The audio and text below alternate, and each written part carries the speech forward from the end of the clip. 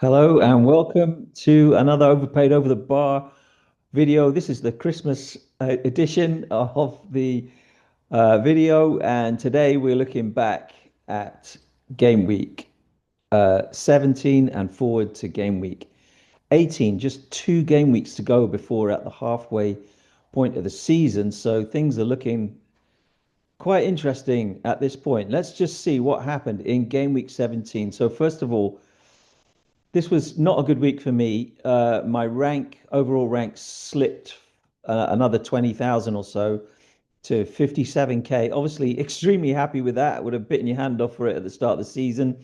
A little bit concerned at how I messed up my transfers over recent weeks. I even had to take a hit this week to get in Bruno Fernandes, who then got injured. And I know a lot of people get really frustrated and like, oh, so bad luck.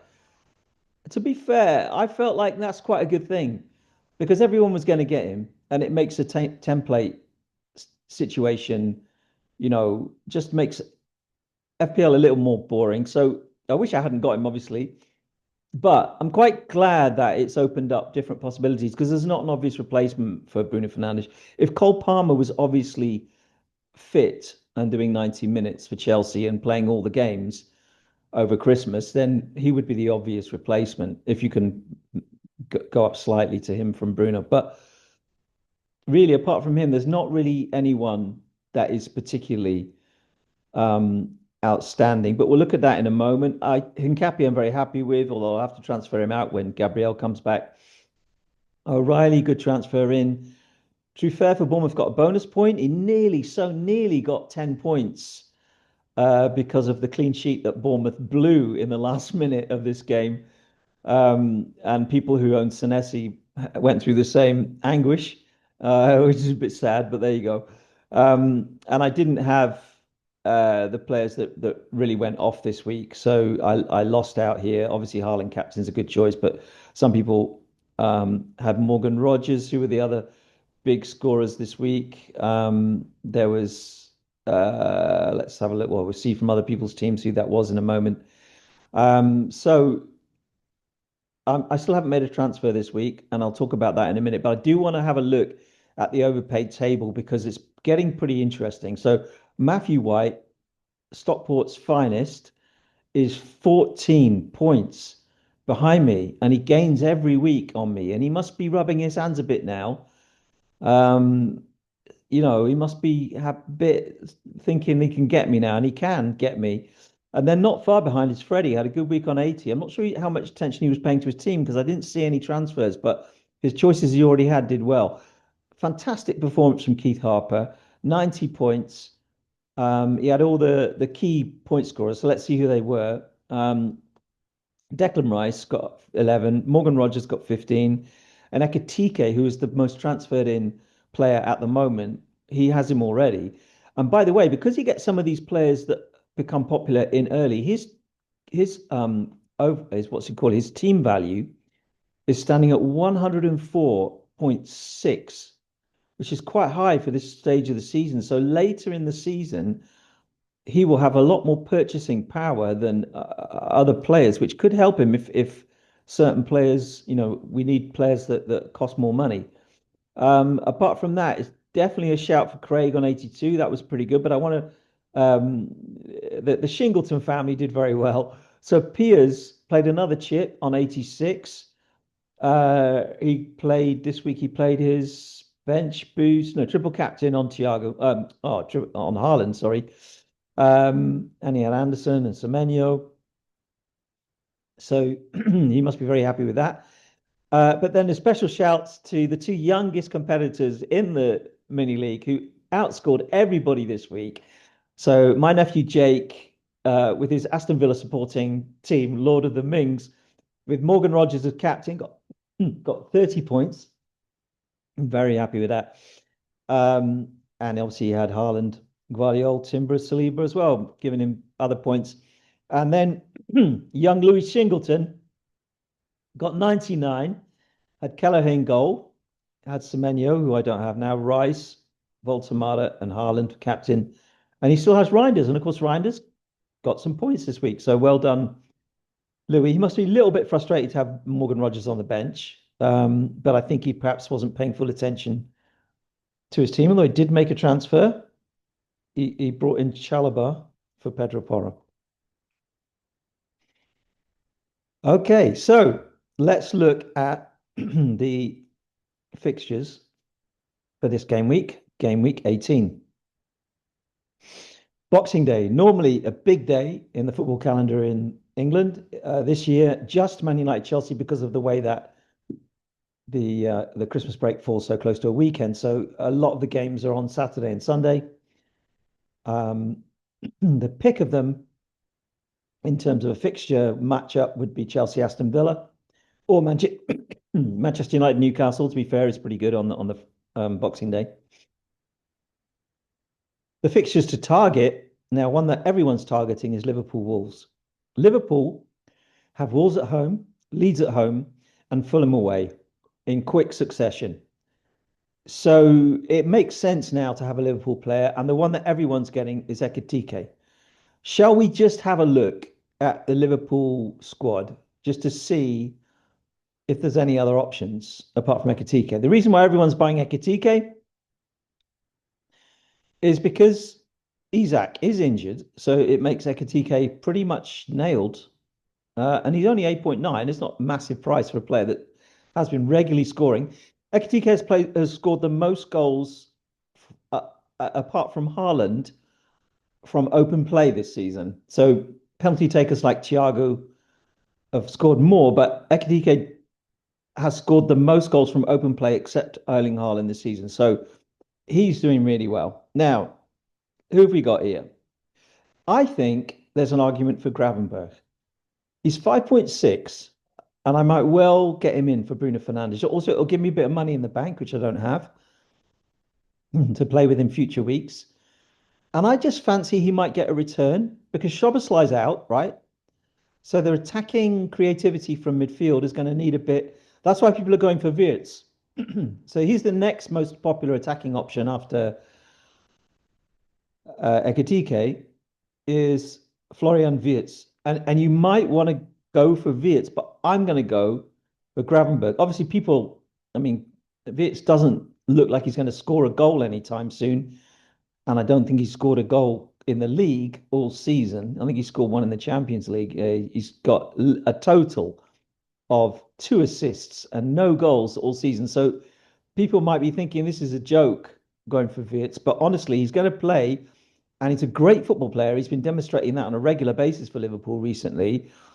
Even McAllister could be worth a shout at 6.2. The only thing is that midfield places are kind of the kind of prized. You kind of want them for certain players. So to get one of these players in for a couple of weeks doesn't seem like the best idea. And long term, will they work out? I don't care. I'm going for Gravenberg. It's Christmas.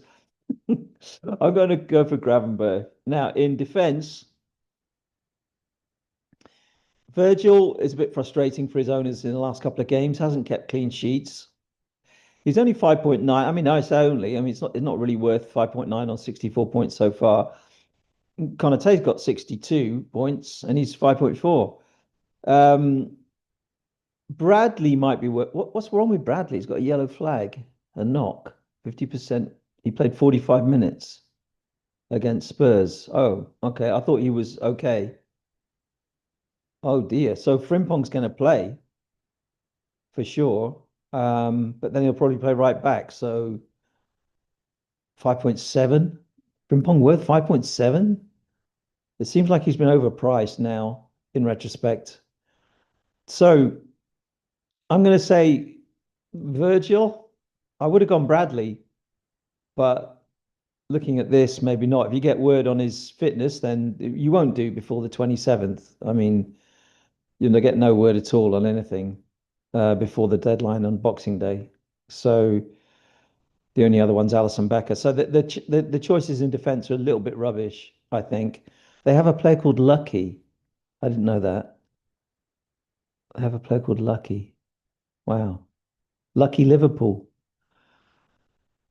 Keith protests it's the opposite, but anyway. Okay, so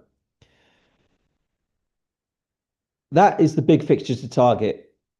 Liverpool Wolves. An interesting one for me is Burnley Everton. Not because it's a not because you might be thinking, oh, that's a great fixture for Everton. I'm thinking a lot of us have got a Burnley substitution, especially Dubravka, and I'm thinking it's time to play him on this fixture. I've got um, Sanchez of Chelsea home to Aston Villa, and I'm thinking about playing Dubravka instead against Everton because I know I'm always down on Everton, and the other week they went up to fourth or something, and I was, I made to look a bit stupid because I'm always saying how rubbish they are. Um, so if you look at Everton's squad, whoops, Everton, I just ruined this. Find a player, take that out. There we go.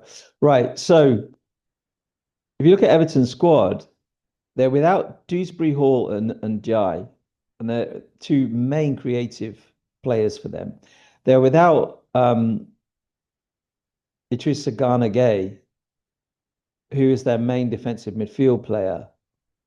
Uh, and although, Alcaraz, McNeil, these are decent players, I do think that they're a little less threatening than they have been, and they haven't been that threatening going forward all season.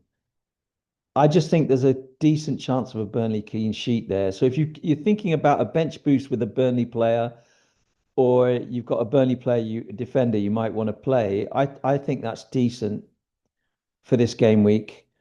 Um, Chelsea Aston Villa will be really interesting to watch. I'm not sure who will come out on top there. Villa seem to get the breaks at the minute. We'll see if that continues. And then Sunderland Leeds will be a brilliant fixture on the Sunday because that'll be a big atmosphere again at Sunderland with Leeds in the stadium. So yeah, that'll be a good one. And then Crystal Palace Spurs. Palace of looking, they are, as we thought, looking a little bit tired now. Um, Spurs have been looking crap. So that matchup is a kind of who's worse rather than who's better. But let's see what happens. If I say let's see again in one of these videos, I think you've got a right just to like unsubscribe or dislike the video. Um, Manchester City at Forest, keep your Man City players. There's not really a lot to say for me in terms of transfers. I have a team that is not, in my opinion, great, but I don't have many players that I really want so much. If you look at the transfers in this week, Ekitike is number one, Rogers is number two, Calvert-Lewin's number three, Rice and Cunha.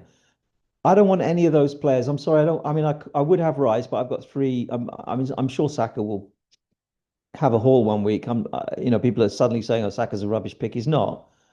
I'm quite happy to hold on to him. Um, I'm not.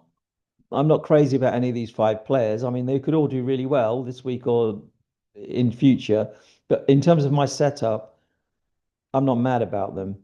Um, so I don't have any big advice in terms of um,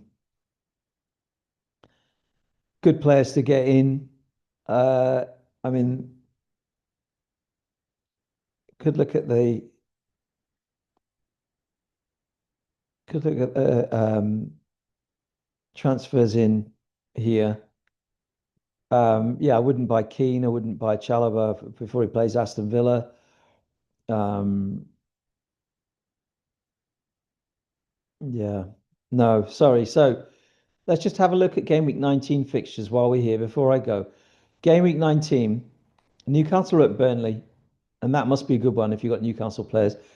Um, Man United home to Wolves. That's why people are buying Cunha and getting in Manchester United players. I said Liverpool are playing Leeds. Those are ones to look out for in that game week. Arsenal playing Aston Villa on Tuesday the 30th. My goodness me. That is a big game, isn't it now? Okay. All right. That is it from me today. Have a fantastic Christmas if you're celebrating. If you're not celebrating, have a fantastic day. And I hope your game week goes well and your team wins. My team, Exeter City, got a wonderful, wonderful 3-0 win on Saturday. So we're just out of the relegation zone. Very, very happy about that. And looking forward to our FA Cup third round tie at Manchester City in the new year. So a lot to look forward to if you're an Exeter City fan. Um, take it easy, everybody. I'll see you soon. And I keep promising an interview. There will be one soon. Okay. Bye bye.